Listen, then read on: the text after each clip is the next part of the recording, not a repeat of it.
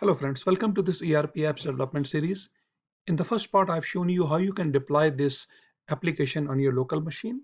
And also I gave you a very high level brief overview of the functionalities we are trying to develop in this ERP apps. In second part, I've shown you how to set up your local development environment, including Angular and Angular Material Framework, so that you can create rest of the pages on top of it. Now in this particular video, we are going to discuss how to develop an authentication system.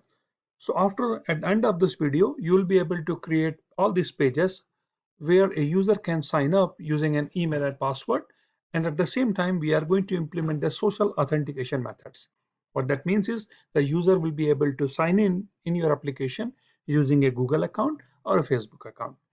Now, there is one more very essential piece of functionalities we will develop. So as soon as user logs in, the user will be assigned some privileges. So for example, in this case, user is an admin, and admin can assign other roles and responsibilities to the other users. This is a functionality we are going to develop in the follow-up videos. In this video, we are only going to focus on building the authentication pages, means login page, settings page, and sign up page. While I'm here, there's also one more functionality I want to create, including the animations and transition effects in your app.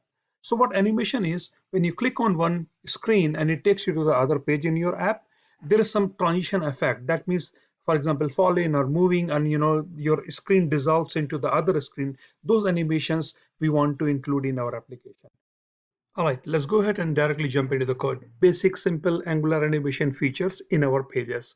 Now, if you're not interested in the Angular animation, please feel free to skip next 5 minutes of this video and directly jump into the code. All right, let's head out to your source app shared folder. And inside shared folder, I'm going to create a file. It's called router.animations.ts. Please see that I'm creating this file inside the shared folder so that I can include this from any other file and I can call it from the one common place. Now let's go to your router.animation.ts. First thing I want to do here, let's call the animation packages. Now in Angular built-in methods, for example, trigger, state, animate, style, and transition. So include all of the transition effects or export these functions from the animation package so that we can implement this in our router animation. Now let's go declare a function, say export function, and I'm going to call this function as a move-in. Now you might be thinking what I'm going to try to achieve with this. So let's pretend that this is the HTML file. Here, if I have a div, and inside this div, if I call a property called move in, and move in equals to state. So what this is going to do, if I include this property move in, so move in is going to imply the router animation what we are creating in my router animation.ts file. So the whole div, whatever the content here is displayed, is going to give it an animation effect. So in earlier example you saw, when I click on the sign up page, the sign up page appears on top of the login page. So it comes with a very cool transition effect. Either a move in or fall in or dissolve, those kind of functions will be applied to the particular division or HTML layer. That's exactly what we are trying to create. So in export function, I created a function called move in, and inside this move in, I'm going to return trigger. So again, trigger is the function which I imported from the animation package. And as you can see, if you look at the signature, trigger expects two things. One is the name, other is the definition. So I'm just going to give it a name. So trigger, let's call it move in. Again, this name should exactly match with the property of the HTML element. Once you see that in action in later part of the videos, definitely it will make more sense to you. But for now, let's go give it a name. Let's call it a move in. The second property, I'm going to include the definition of this trigger. So definition is here, I want to call it a state. And this state, I want to give it a style. All right. Second thing, I want to give it another style.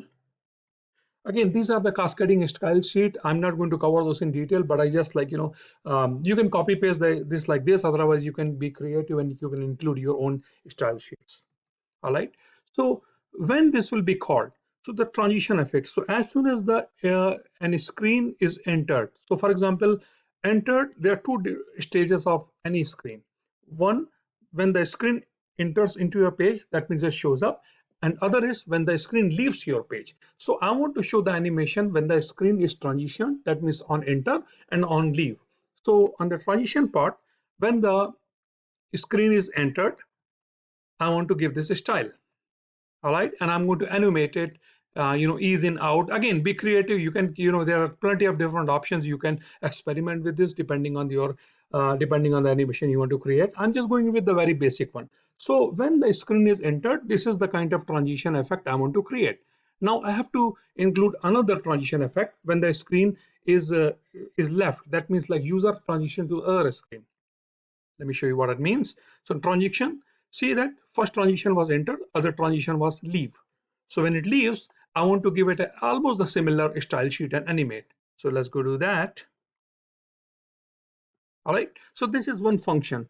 So now what this one function is going to achieve is going to animate or transition that particular part of the screen, the HTML content where it is called. So for example, if moving is called into the div, is going to animate the whole div, the whole layer, and it is going to give it a transition effect. Again, once you see this in action, it will make a lot more sense to you. And this router.animation.ts file is only one-time job. So once you create it, you can use it over and over and again in the rest of the parts of your application. Now let's go create couple of other animations just like this. So for example, move in, I want to create another thing, something called fall in, and very similar. I'm going to give it a name, and I'm going to create two transitions. One is for when the screen is entered to the page, and other when the screen is left. That means enter and leave. All right, perfect. So similar to the fall in, one last function I'm going to cover. Let's call this move in left. Again, be creative. You can create as many different functions, different animation effects as you like.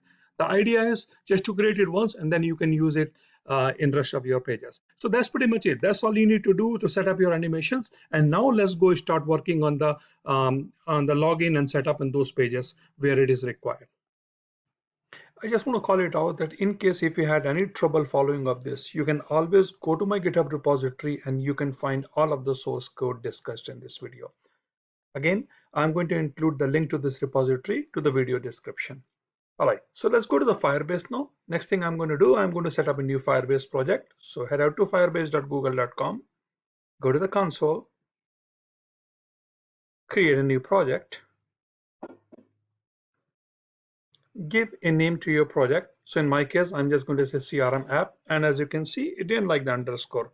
So now let's go get rid of the underscore, accept the terms and condition, click on continue, continue. Please pay attention to the location where you want to host your database and make sure you accept the measurement controller. This is going to help you set up the Google Analytics for your project. Click on create new project. So it's going to take some time. So while we are waiting, I want to show you another package, Angular Fire. Now Angular Fire is a package which will help you connect your Angular code to the Firebase. So let's head out to Angular Fire. And as you can see, it's going to take some time to create the project. And now while you're waiting, just go browse through this documentation, Angular Fire, and it's going to tell you how to include the Angular Fire. All right, so actually we are very much interested at this part of the video. We're only interested in getting started with the Firebase authentication. The second part is Angular Fire securing your router auth guards. That part, it gives you a lot of functionalities, how to create a full-fledged role-based security model. This is the part we are going to cover in second follow-up video. But in this video, I only want to focus on the authentication. Once the authentication is set up, then we can start working on the setting up the router authentication, the full role-based security. So in the Firebase authentication, as you can see, the very first step is you have to include the Angular Fire package. So head out to your terminal window one more time, go to the directory where your project is hosted. All right, so there, now shoot that command ng add Angular Fire. What this is going to do basically in the background is going to include a couple of packages Angular Fire. And let's go just to see what it's doing. Head out to package.json file and take a before and after screenshot. So for example, I don't see an Angular Fire here. but I bet once this installation is finished, is going to include a new directory to a new package module to your package.json file. All right, so my Firebase package, as you can see, this is done. Next thing I want to do here, click on the code, give it a name, any name, so CRM, and then register the app. Once the app is registered, I am interested in these settings. So please copy paste the same settings. Please do not make any spelling mistakes. I won't be responsible if the your API key is not valid. Please copy this exact as is. Go to your environment.ts file, and inside this one, you have to create a new setting. Say Firebase, and copy paste all of those settings what you just got from the firebase.console. All right, make sure no mistake, it should match everything as is, otherwise it will give you an invalid user API key error. Same thing you have to do in environment.prod.ts file. This for the production, copy paste, here you go. So my Angular Fire is connected now, and at the same time, as you can see, is installing the Angular Fire package. Here you go, select the project. So this is the project where you just created on your Firebase. All right, so I'm going to select Firebase ERP. Yep, here you go. Hit enter. All right. So as you can see, it included, if you pay attention to your package.json file, you will see it included Angular Fire, and it also created a firebase.json file inside your app directory. Okay, awesome. Now I don't need this. So now let's go inside the project. So my project is set up now. Next thing I want to do, so first thing, you have to choose what kind of database you are going to use. I'm going to use the latest version, Angular Firestore. And mostly in this part, we are only interested in setting up the authentication. So now click on the authentication, go to the sign-in methods, and go to email password, enable this. So because I'm going to use 3 versions, email password, Google, and Facebook. So now let's go to the Google, same thing, give it a support email, click on enable, here you go, save. Third thing I want to implement is the Facebook. So you have to do the same thing for the Facebook. Okay, it's a little bit tricky because Facebook, you have to create a new page, on the Facebook API, copy paste those app secret and app ID, paste it here, then only is going to work. Again, that's part I'm not going to cover it in this video. Okay, all right. So, and also please pay attention to that your authorized domain, you should see the local host at least in your authorized domain. Now let's create a database. So you can create a test mode, but I want to create it in production mode. Either way is fine, okay? Because later on you can just, it's the vanilla, so just go the production, by default everything is false. So what does it mean? That user will not be able to make any query in your database if you choose this setting, which I want. So later we are going to implement more rules so that I can implement the more security in my application. Again, based on the location, you have to choose where you are. So for example, I'm located in US West. So that's where I want my cloud Firestore to be hosted. All right. So now let's go back to our terminal window one more time. So I believe at this point, most of the things are set up. Everything is blank, of course, there's no rules are set up. Everything is blocked. As you can see, everything is false and there is no data, which let's leave this as is. And the only thing I have set up so far in my Firebase is the authentication. All right, so it looks pretty good. Now, next thing is I want to do here. So let's go to the login.component.html file and login.component.ts. Here I'm going to include all the login page. But before I start start any code on this thing, I have to set up, I have to call those modules. So again, you can find all of this documentation to Angular Fire. So as you can see, the bare minimum I need is Angular Fire module and the environment setting, because right now my app.module.ts doesn't know where the Angular Fire modules is. So I'm going to copy all of these 4 settings, Angular Fire module, Fire Analytics, Firestore, and go to my app.module.ts and include it anywhere so that I can call these modules from anywhere, any file in my app. All right, let me import that. So import Angular Fire modules. Okay, so Now let's go include these settings to my imports array. So I'm going to copy this, go to imports array and include these settings inside my imports array. Perfect, that looks good. So now, as you can see, if you're asking, if you're wondering like how your app.module.ts knows which database to connect to, so it's going to that environment setting, calling that Firebase setting, and that's how it's reading. That's how it knows that which Angular Firebase database it is using. So all right, it looks pretty good. If I compile at this point, as you can see, it's giving me an error. Okay. So now if you look closely, you see that it says has missing dependencies. So that means okay, it's missing the Firebase -app. And if you pay attention to your node.-modules, you will see a missing modules that you will here. I do not see the Firebase app. Okay, so now we need to fix it. I bet like in newer version, because this is the Angular version, Fire version 6, and it's a release candidate, is not a good version. So in later videos, they might already fix it, but as of now, it is broken. So I'm going to manually install it. npm -save and Firebase. Again, this is the one time I'm doing it. Depending on when you're watching this video, it might have already have been fixed. See, so you have to look into your node modules, and if you see this kind of error, that's what you do.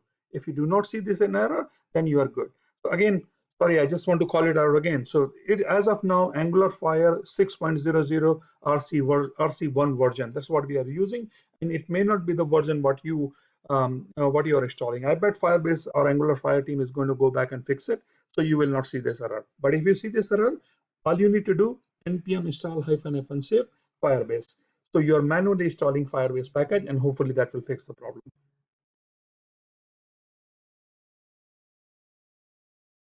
.ts file. I'm going to import all of these functions in my login component TypeScript file. So it looks like shared router. Oops, there's a typo. Router.animations. All right, so I have got these two functions, these two animation effects, and these are ready to use. So the way to use that inside your component is just call out the animations and include those inside your animation array, and host is fallen. So as soon as the login .component.html file will be displayed, it will have a fallen effect. So or you can also have you can have this animation effect, you can include that to just to be a part of a specific. So for example, if you have a div layer, in my case, let's go include a mat card, material date card, and in material card I'm going to call this function say fallen. So as soon as the material card will appear, it will have a fallen transition effect. So that's all it does. Okay, now let's go start building on our login card component. That's what we intended to do. Let's create a social authentication form here. So I'm going to include another card inside that. And first thing I want to include a header part. Header is going to be a very simple header. I just want to give it some nice look and feel. And then I want to include a title here. Any static text is fine. Let's include a subtitle, your company brand name. Now after this header, let's create content. So in content, first thing you want to do, you want to include a progress bar. Now what is progress bar? So remember, like once you click, once a user clicks on the submit button, you want to display a rotation, a circular bar, or something like that, a moving progress spinner, so that it shows that okay, I have clicked on this one. It's it's doing something. Your application doing something. So in my case, I'm going to include this progress bar here. So let's copy this thing, mat progress bar. But you only want this to appear when something has happened. So say ng if equals to data loading. So if data loading is equals to false, which I'm going to declare those into TypeScript file later. But if data loading is equals to false, the progress bar will not appear. Same thing for the error. If there is any error, then show the error. Otherwise, it just URL will not show up. So again, this will be used when there is an error. Suppose the user enters the wrong password, or something is not right. All right, so now let's go start building the form. But again, if the user is already signed in, then what do you want to do here? Let me show you the default Firebase implementation. Let's go to the firebase.com, sorry, Angular Fire package. So on Angular Fire package, let's go to the Firebase documentation, and let's head out to the authentication methods, what they recommend. So I'm looking for, say, getting started with authentication. Here you go. Okay. So here, as you can see, if the user is already signed in, so you have to, there is an auth package from the Firebase app. So if the user is already signed in, then show that user is signed in. Otherwise, show a login form. So all I'm saying here, ng if auth.user, if user exists, then show that your app is running, or ask users to go to the settings page.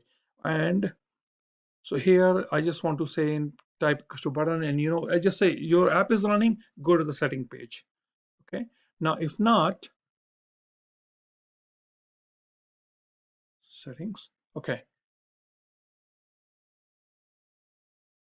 Or maybe, I think let's give another button, say logout button, so that, if the user is signed in, the user may want to log out.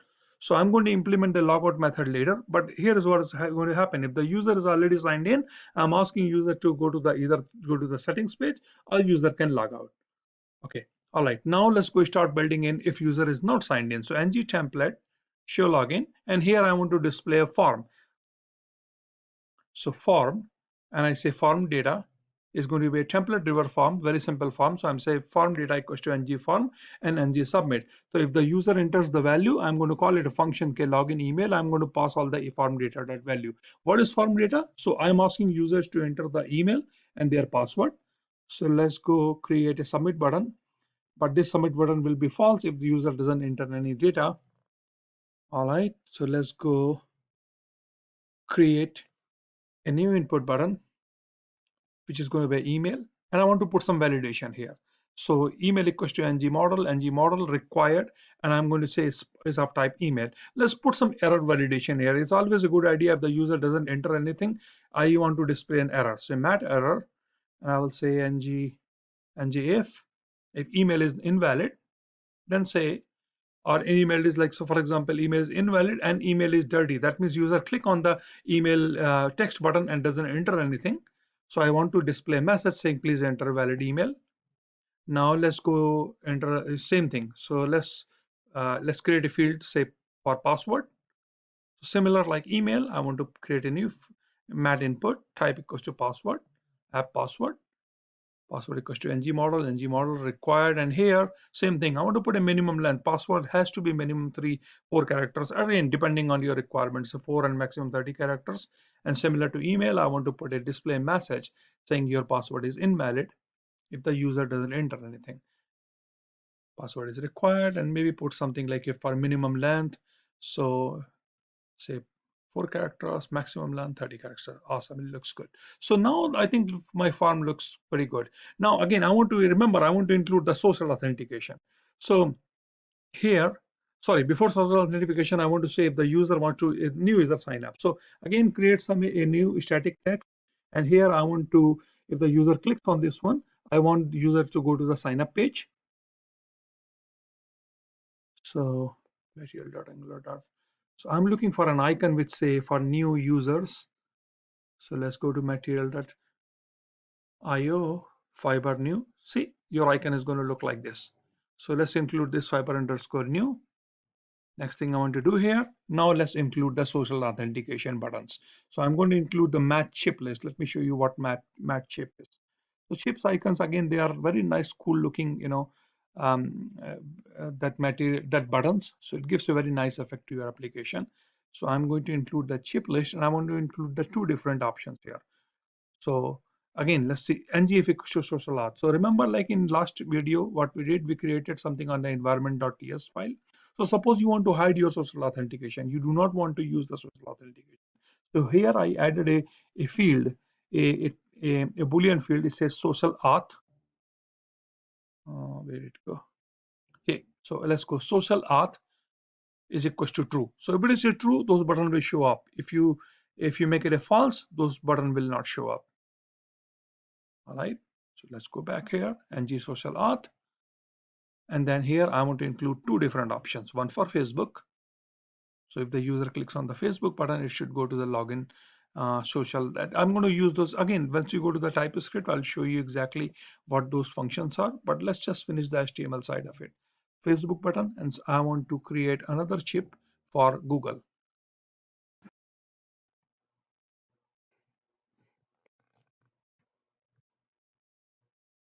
So let's copy this match chip. Oops. paste. And this time I'm just going to say login with Facebook. And let me give a different color. Login social, Facebook. And this time I'm going to pass Google as a parameter to the login social function. All right, so .html file looks good. Now let's go head out to login.component.ts file. So as you can see, I already included the animations. Now this is time to include a couple of more packages. So again, if you're wondering where those coming from, the first thing I want to include is the Angular Fire Auth module. So that's how I will know that my user is already authenticated. That means user is already signed in. Let me include other modules, environment, backend service. So again, backend service where we are going to keep all those backend related services at one place. So one more thing I want to talk about here, the inbound data and outbound data. Again, it's a very good idea to have some kind of a data model included in your application. So I'm going to create a file called datamodel.ts, and I'm going to create two different classes, inbound and outbound. Now what this is just a simple replica of the kind of information you are expecting from the server. So database inbound and database outbound. So I'm just going to include a couple of the fields here. Again, once you see this in action, it will make more sense to you. So, the TypeScript the advantage of using TypeScript is, and advantage of using your data model embedded like this, you will be able to directly use your consume the server, and you will have very less chances of having error in your inbound and outbound data. So I'm going to create two different classes as you're seeing at this screen, inbound data and outbound data, and I included a couple of the fields here. So these fields, their purpose is to show the errors or maybe show the correct status message. All right, so let's go include those two DB inbound data and outbound data from our data model. Now I'm going to create a couple of the variables here: show page, show filler, social auth. Again, if you're wondering what these are, so again, remember in environment.ts file, I included a Boolean field called social auth. So if the social auth is equals to false, so do not show these two login Facebook and login with Google account. It's just an optional setting. You can always come back and delete it, or you can just go to the environment file, create it as false, and this whole layer will not even show up. So that's the whole purpose of including this kind of Boolean variables. This just makes your life easy. Same thing with data loading. Remember we talked about the spinner and the progress bar. So that's how, if the data loading equals to true, so you will show your spinner bar that user had clicked on the submit button. Look at this, mat progress bar. So in my case, if the total data loading equals to true, it will show the mat progress bar. If it is false, it's not even going to show up. Now let me create two types of data, inbound data and outbound data. Again, same thing, I'm going to include the auth package in the private backend service to my constructor. You can find all of this information, all the auth packages. If you go to the Firebase account, you will find this information. So this auth user, this implementation of auth user, again, I just borrowed that implementation from the standard Angular Fire website. So now let's go on ng on init. I want to check if the user is already authenticated or not. So as you can see, if you go to the login component, it's giving me an error because I have not implemented the ng on init. So now say ng on init if environment.social auth enabled. I think there's some typo. It should be social auth. Yep, social auth. Okay, so let's go back. Instead of say environment.social auth enabled, just say social auth, and maybe change your environment file. So environment.social auth enabled. If it's true, then social auth equals to true. Second thing is inbound data. I'm just going to initialize this variable with something, some initial values. So error, obviously, first time when your screen shows up, error is false, status code is 0, and there is no status message. Row count is 0, data is blank. Same thing I want to do for outbound data. So outbound data, as you can see, it has 3 different fields. So let's go this dot outbound data, and let's include all those 3 fields one at a time. Row count, record type, data. All right, so that looks good. Now the only thing remaining here, how do I know that if I'm already signed in or not? So first let's go ahead and take care of the login email method here. So login email, And then as you can see, login email is expecting some values, form data, that means your email ID and password. So as soon as the user clicks on login email, first thing I want to show is the progress bar. So spinner should start showing that, hey, user had clicked on something. So that's why I just say this dot data loading equals to true. Now outbound data. So I copied all the form data into the outbound data, and now this is the outbound data I'm going to send to server. So this dot backend service dot login email, and I'm going to pass this dot outbound data. Again, don't worry about this method. I have not defined it yet. We will define this method inside our backend service. So now let's go pretend that I receive a response from the server, and whatever server response send it to me, I'm going to set up my inbound data accordingly. So remember, we have that couple of variables on my inbound data, error and status code. So I will say if it is a success, so I will say error equals to false and status code equals to 1. So here you can see I will say if there is an error, you set up that status code equals to 1. All right. And if there is an error, this time I want to say this.ib data.error equals to true. Yeah, here you go. When there's an error, when there is no error, set it to false. And here I will say status code equals to error, and status message equals to display the error, whatever error comes from the server. So what happens, suppose you put the wrong password. So the Firebase database is going to send you that saying that email ID and password didn't match. So you want to display that to your user. So that exactly when you do the catch error, that's what it's going to do. And when everything is finished, you see I'm turning the spinner off. Otherwise, your user will always see the spinner on and on. All right, so similar to the login email, I'm going to create one more method, sorry, login social, because I'm using single method for Facebook and Google. So look at this. So I'm just saying where is the Google form, sorry, Google authentication button, it says login social, and I'm sending that, passing the parameter type, that's the button type. So again, I'm going to call all of these methods, this login method and login social authentication method, I'm going to put that on backend service. So in this file, as you can see, simple thing I included, and I'm displaying that message on and off depending on what kind of inbound data or outbound data I have in my I get it from this HTML file or from the server. All right, so let's go implement one last thing, logout. Logout is going to be very simple. Just say this dot auth dot sign out. All right, so it's going to log you out. I think that's pretty much it. And as soon as this is log out, so user will start seeing the forms. They will not see that because authentication is equals to false. So user will see the. Let me fix this for one last thing. I think there's a spelling mistake. Router.animations.ts. All right, so everything looks good. Now it's complaining about the two methods. Now let's go to the backend.service file and let's create these two methods. So again, I'm going to create one method. So go to backend.service, create first method here, say login email and login email. But before we do that, I think we have to import Angular auth package here. All right. So here, AF auth. Now I think we can create the login email method here. Login email, and it takes one parameter, say outbound data. What is outbound data? Is actually email and the password what user filled in.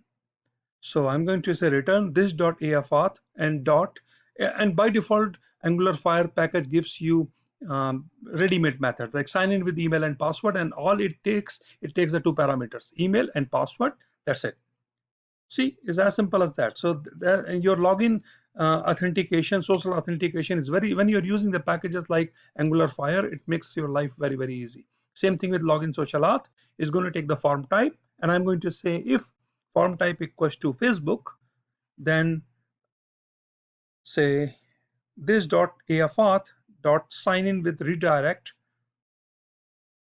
and else sign in. Okay, so if it is equals to Facebook, then sign in with the redirect, and this time I want to provide the Facebook auth provider. So let me say I think I need one. Okay, new auth, Firebase auth. Okay, new auth dot Facebook auth provider, and if it is Google, just pass in new auth dot Google auth provider. Oops, it's not GitHub, it's Google auth provider. That's it. So as you can see, if I go back to my login.component.ts file, my errors are gone. Everything looks good. So if I go back to my implementation, okay, it's showing me some error. It's saying it didn't like the ng form. See, okay, so let's go fix it.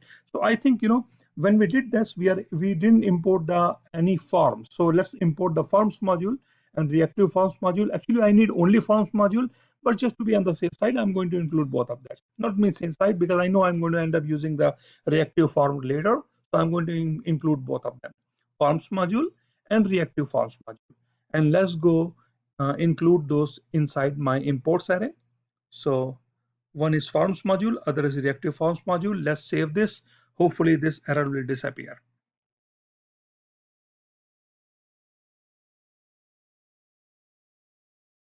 All right, let's wait for it. See, 100%. So look at the web console, all is error clean, error free.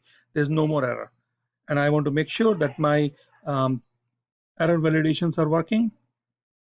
New user, all the buttons. I think all the implementation. Now this completes my, sorry, I have not created the sign up method yet. So very similar to the login.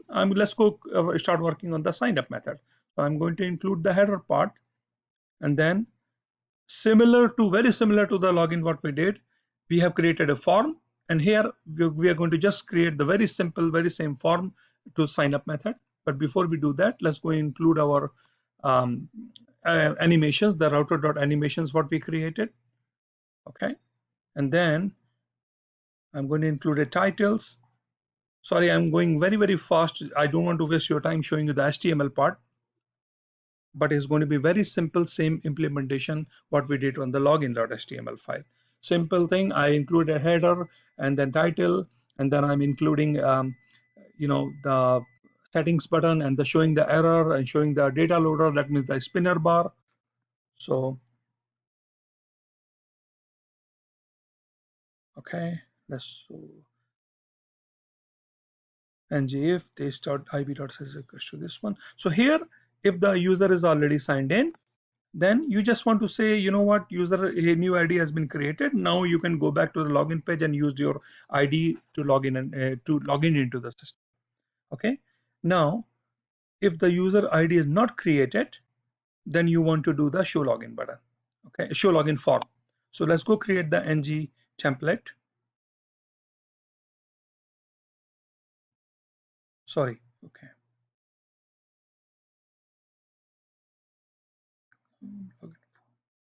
So let's go create the ng template show login. And here I want to display the form which user is going to, very simple, similar to the login form what we created. 99% same. So it's going to have the same two fields, email and password. We are going to include the error validation. Right.